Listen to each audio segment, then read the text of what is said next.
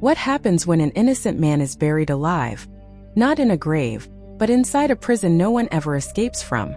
A man betrayed by his best friend, abandoned by justice, and left to rot for life. But what if that broken man returned one day, richer than kings, colder than death, and hungry for revenge? This is not just a revenge story. It's a story about pain, betrayal, survival, and the terrifying power of patience. Stay till the end, because this journey will completely change the way you look at justice forever. The story begins in the middle of a violent, endless ocean, where a lonely prison stands on a dead island surrounded by crashing waves and darkness. A place so terrifying that even hope dies there. On this day, several new prisoners are dragged into the fortress in chains. Among them is a young man named Edmund. The moment he meets the prison warden, tears fill his eyes as he desperately begs, "Sir, please help me. I'm innocent. I've been framed." But instead of sympathy, the warden smiles coldly and says, "The real criminals are kept in ordinary prisons. The people sent here are the ones destroyed by conspiracies." And with those cruel words, Edmund is beaten mercilessly and thrown into a filthy, rotting cell buried deep in darkness. One wooden door, one tiny window, and the door opens only once a year, when the warden comes just to beat him again. Time slowly becomes his enemy. Days turn into months, months into years. The silence begins eating his mind alive. To keep himself sane, Edmund scratches words onto the wall. "God will give me justice."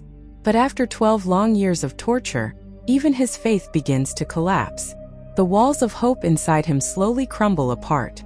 He starts believing he will die in that darkness, forgotten by the world forever.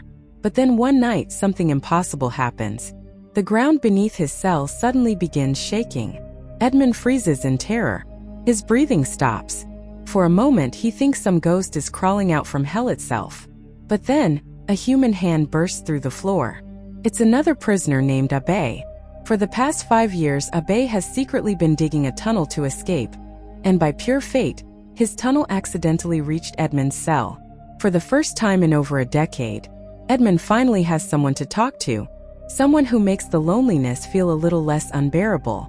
Abe tells Edmund that if he helps dig the tunnel, he'll teach him everything he knows: history, science, languages, philosophy, even sword fighting. Edmund instantly agrees.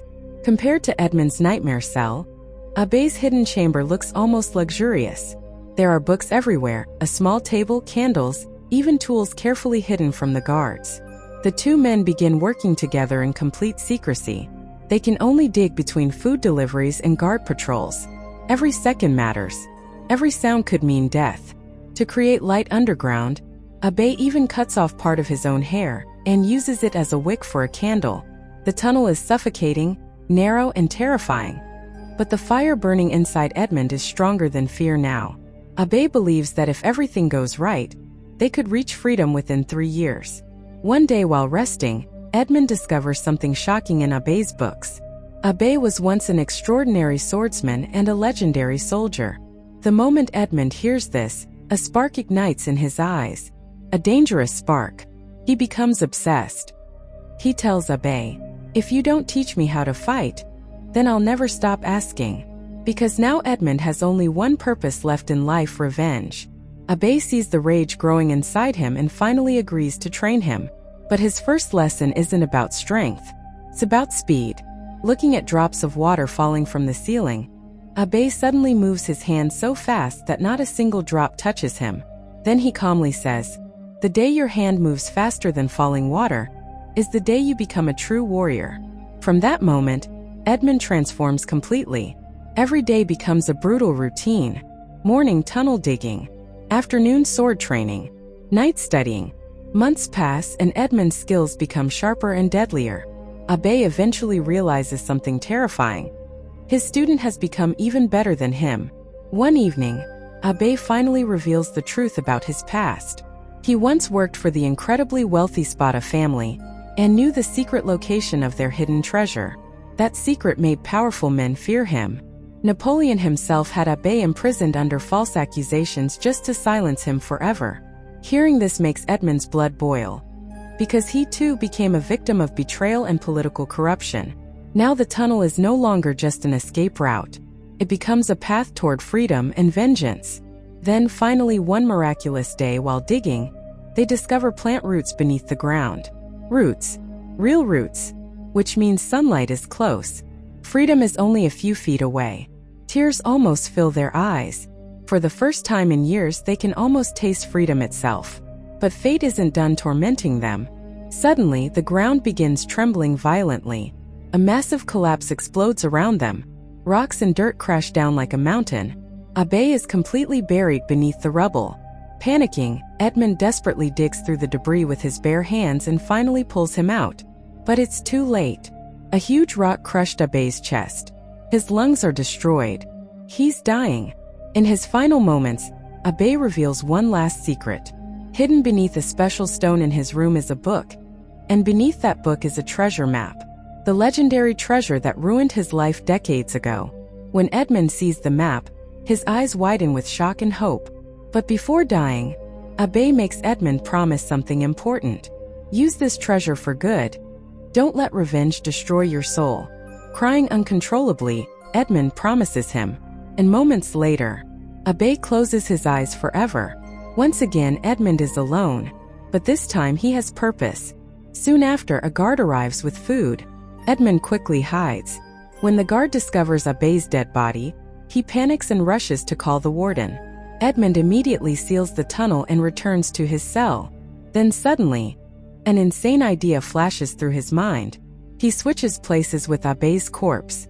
Moments later, guards carry the dead body away inside a body bag. Since the prison sits on a remote island, they decide to dump the corpse straight into the ocean. What they don't realize is that inside the bag, Edmund is alive, and tonight he's about to be reborn. As thunder roars across the ocean and violent waves crash against the cliffs, Edmund waits for the perfect moment. A guard arrives at his empty cell with food the next morning and notices something strange. After repeatedly knocking with no response, he enters, only to find Abe's corpse lying on the floor. Horrified, he screams for the warden. Meanwhile, beneath the raging ocean, Edmund steals the warden's keys during the chaos. Both men fall violently into the water. Deep underwater, Edmund unlocks himself and swims upward toward freedom. The second he breaks through the surface, years of hatred explode inside him. Looking directly into the warden's eyes, Edmund brutally drowns the man who tortured him for over a decade. And then, without looking back, he disappears into the darkness of the sea. For the first time in 13 years, Edmund is no longer a prisoner. He is alive. The next morning, he wakes up alone on a deserted island. He has no idea how he survived the storm, but one thing is certain. The old Edmund died in that prison. A new man has been born. But freedom doesn't come easy. Soon, Edmund is captured by a terrifying group of pirates, led by a ruthless man named Luigi. They stare at him like hungry wolves. Edmund believes his life is over, until Luigi offers him a brutal deal. If Edmund wants to live, he must fight one of their own men, Jacopo, a pirate accused of betrayal. If Jacopo wins, Edmund dies.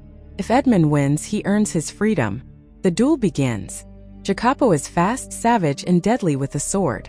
But Edmund carries something far more dangerous now: discipline, intelligence, and patience. Everything Abe taught him. Jacopo attacks again and again, but Edmund calmly counters every move. Finally, with one precise strike, Edmund defeats him. But he doesn't kill him. Instead, Edmund looks at Luigi and says, "Why waste two useful men? In this ocean, loyal fighters are hard to find." Luigi is stunned by Edmund's courage and mercy.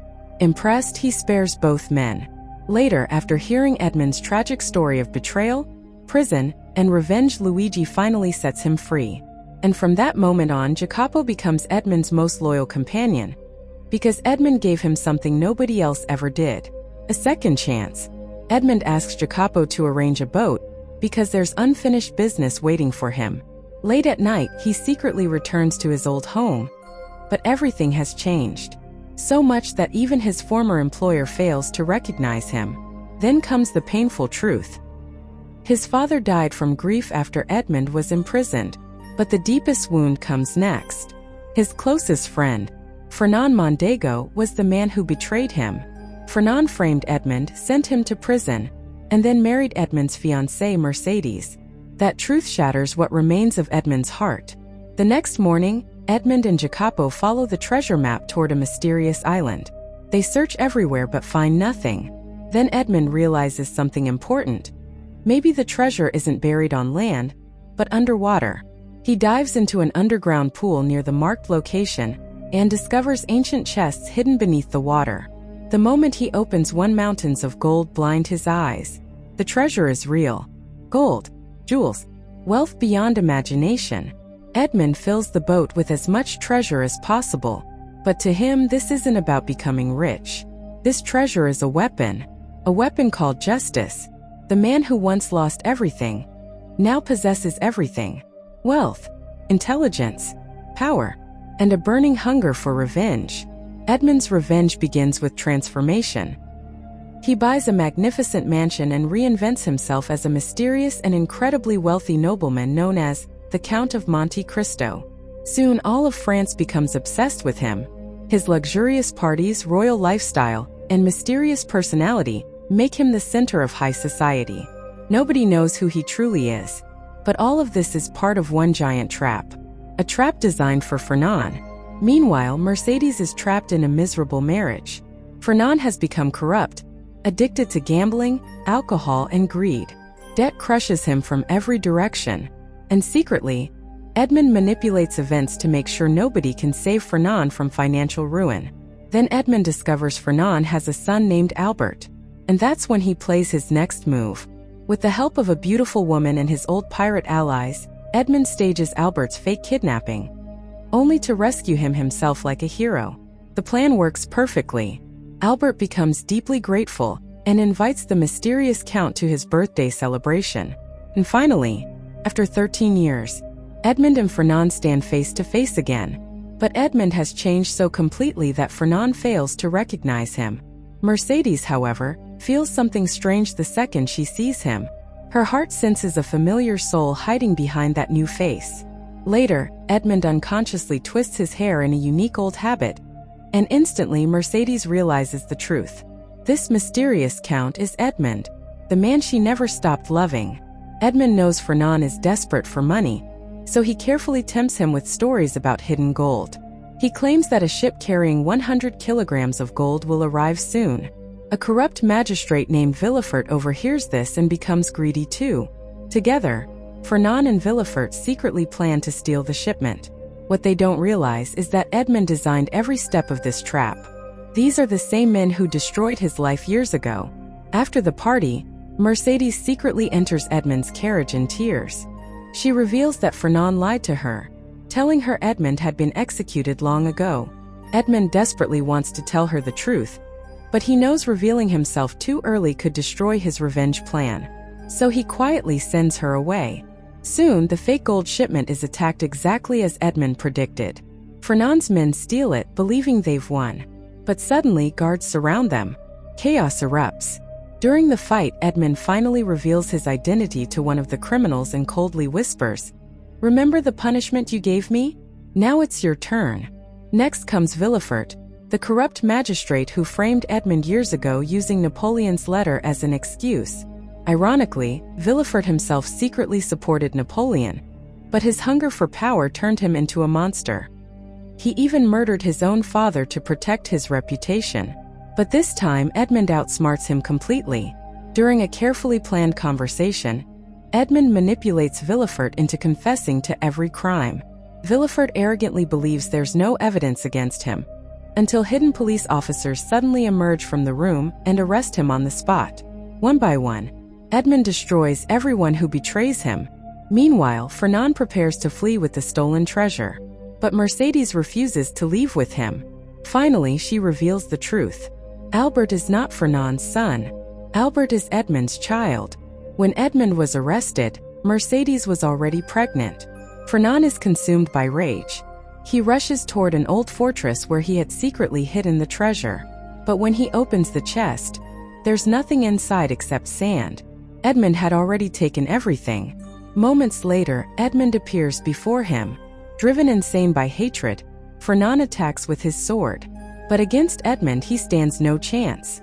Edmund easily overpowers him and prepares to deliver the final strike, when Albert suddenly steps between them. "I won't let my father die." In the chaos, Fernand secretly loads a gun. At that exact moment, Mercedes arrives screaming the truth. "Albert is your son, Edmond." Edmond freezes in shock. Then bang! Fernand fires. But Jacopo reacts instantly, throwing a knife with lightning speed and knocking Fernand's aim away. The bullet hits Mercedes in the shoulder instead. Using the confusion, Fernand escapes. Edmond chases him one final time. Their final battle is brutal. During the fight, Edmond's sword falls from his hand. Fernand believes he has finally won. But gathering every last ounce of strength left inside him, Edmond rises again and defeats Fernand once and for all. After 13 years of suffering, the nightmare finally ends. Later, Edmond takes Mercedes and Albert back to the prison where his life was stolen from him. Standing inside those dark walls again, he remembers Abbé, the man who gave him hope when the world abandoned him. Emotionally, Edmond bows his head in gratitude. Then he buys the entire prison so no innocent soul will ever suffer there again. The place that once took everything from him now belongs to him. And in the end, Edmond finally understands something important. True victory isn't about revenge. It's about surviving your pain without losing your humanity. Because the greatest revenge is not destroying your enemies, it's becoming stronger than the people who tried to destroy you.